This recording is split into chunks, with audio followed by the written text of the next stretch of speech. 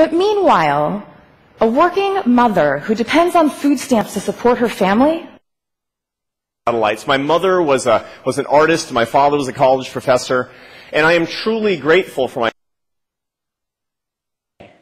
If Mother Teresa and you were running a charity together, and she was showing you what old and plants and herbs that are a gift from Mother Nature.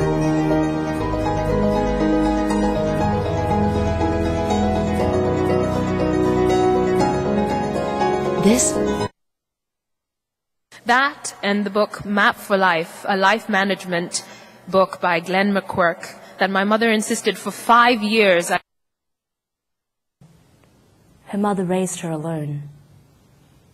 At 17, she died and her mother became very ill. In desperation, her father went to a neighbor to borrow 20. My mother was originally supposed to lead this trip. She and I were in the early before. You see, my mother was ruthlessly realistic. I remember one day while I was going to school. And so, thanks to my mother, who, when I was in junior high, insisted that I take type. Transferred from the mother to the baby, known as Group B streptococcus. In the absence... His mother told him regretfully as a boy that she'd been just... Right? So I go to my mother, I tell her, yeah, I'm helping them out on this big book.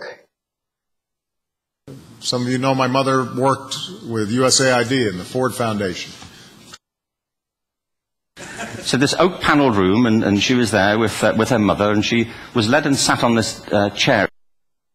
Into this, my mother in the last years of her life became very, very negative, and it's hard to listen. I remember. But if you were that lady in the small town, that fundamentalist, less educated mother who was so